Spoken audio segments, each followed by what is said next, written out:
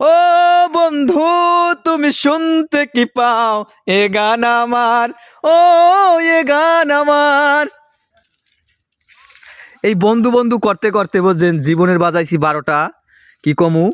আর নাইলে বলতাম না, এই যদিও একটা কাকড়া রথ পাইছি দেখেন, এককালে হুগাইয়ে লেটকাইয়ে চেটকাইয়ে ফেটকাইয়ে গেছে। এই কি দেখাবো আপনাদের আর বলেন। আমি এই জঙ্গলের মধ্যে আছি, কিন্তু আমি বেরোইতে যে কেমনি বেরোবো আমি সেটাই বলতে পারতেছি না। আমি খুঁজে পাইতেছি না, যদি আমার সাথে কেউ নাই। দেখেন আপনাদের সাথে যদি মিথ্যা কথা বলি সেটা মহাপাপ নাকি? কেউ নেই জঙ্গলে, আমি একাই, একাই, একাই, খালি একাই, কোনো কথা নাই, এখানে কেউ নাই। কি বলবো, লেটকাইয়ে সেটকাইয়ে ফেটকাইয়ে গেছি, আটকে পড়ছি জঙ্গলের মধ্যে। ইয়া শেষ। ও বাবা, আমার একটু ধরো।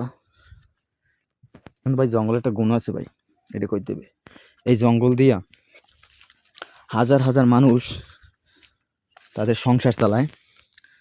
এই সংসারটা চালানোর মূল কারণ হয়েছে যে এই জায়গায় কাঁকড়া ধরে, এই কাঁকড়া থেকে হাজার হাজার মানুষ সংসার চালায়।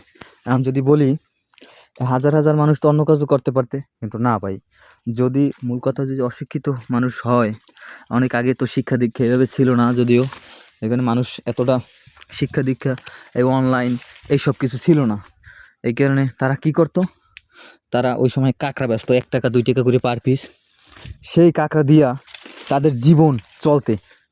কিন্তু এই জীবন চলা উদ্দেশ্য হয়েছে এই কাঁকড়াগুলো তাদের। যদি কাঁকড়াই না থাকতো, মনে করেন এখন কন মুসলিম কন, হিন্দু কন, বৌদ্ধ কন, খ্রিস্টান কন, প্রায় লোক কাঁকড়া ধরে। আমি বলবো এই জায়গায় আমাদের এই এলাকায় 90% লোকই, 90% নয় 80% লোক কাঁকড়া ধরে, আর 20% ধরেন ব্যবসায়িক, বুঝছেন। কিন্তু এই কাঁকড়া দিয়ে অনেক মানুষ ভালো হয়েছে, ভালো কিছু করছে জীবনে। এই জঙ্গলের ভিতর তো একলাই আসি, কেউ নাই, যদিও আইসে ঘুরতে, কিন্তু আমার লগের বন্ধু বান্ধব হেরা গেছি কি আমার লেটকাই সেটকাইয়ে ফেটকাইয়ে হালাই থিয়ে, বুঝছেন কি কম এইরকম করে। চল মনে হয় লাগে আর চল মনে গেলি গই,